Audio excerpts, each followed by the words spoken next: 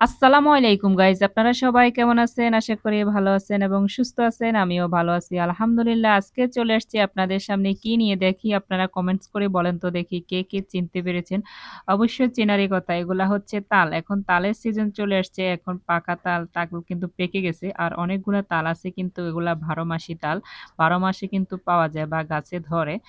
তো এগুলা হচ্ছে সিজনাল আমাদের গাছেরগুলা এইগুলা হচ্ছে আমাদের গাছের তাল। আমাদের গাছের তালগুলা এবছর একটু ছোট সাইজের ধরছে। তো দেখতেছেন মাশাআল্লাহ তারপরও রংটা কিন্তু পাকা আছে। অনেক বেশি ধরছে। তো যার কারণে সাইজটা একটু ছোট হয়ে গেছে। অন্যান্য বছরের তুলনায় এটা একটু মিষ্টিও কমে গেছে এবং কি সাইজটাও ছোট হয়ে গেছে। মনে হয় বেশি ধরার কারণে। তো যাই হোক তো আমি ৩ টা তাল পাইছি। তো ৩ টা তালকে আপনার ৯ টা হইছে আরকি গোট হইছে।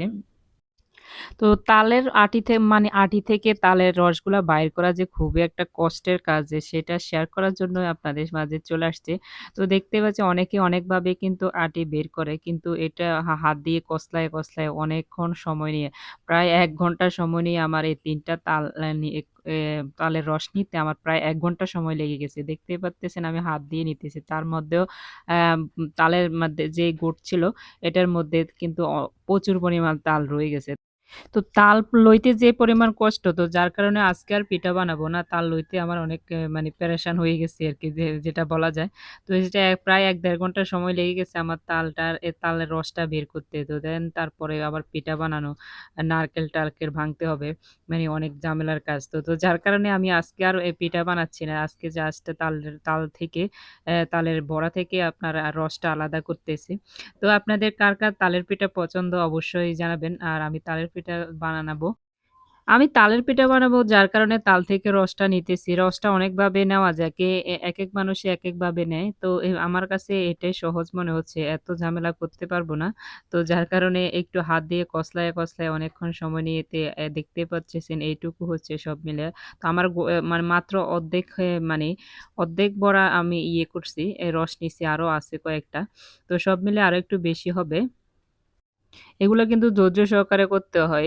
এগুলা আমার আম্মু আগে বানাইতো। তো মোটামুটি দেখতে আমরা শিখে গেছি। আর আমার আম্মু ছোটবেলা থেকে এত প্রচুর পরিমাণ পিঠা বানাইতো। আমরা খাইতে কিন্তু এখন আমার বড় হয়েছি যে বিধায় এখন আর তেমন কোনো পিঠা বানাইতেও ইচ্ছে করে না, খাইতেও ইচ্ছে করে না এই আরকি।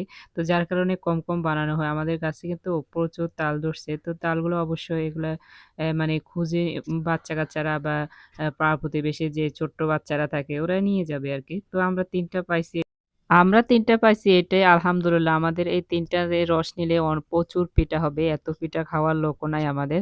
তো যাই হোক তো দেখতেই পারতেছেন যে আমি তালের আটিটা সম্পূর্ণই কমপ্লিট করছি। আরো অর্ধেক বাকি আছে। তো এটা আবার আপনার ছাঁকনি দিয়ে ছাঁকতে হবে। তাহলে কিন্তু যে আটির মধ্যে যে ইয়েটা থাকে আঁশগুলা থাকে আরকি। তো এই আঁশগুলা আপনার ছাঁকতে হবে। তো দেন তারপরে এটা পিঠা বানানোর জন্য উপযুক্ত হবে। তো আমি এই পর্যন্ত আজকের ভিডিও।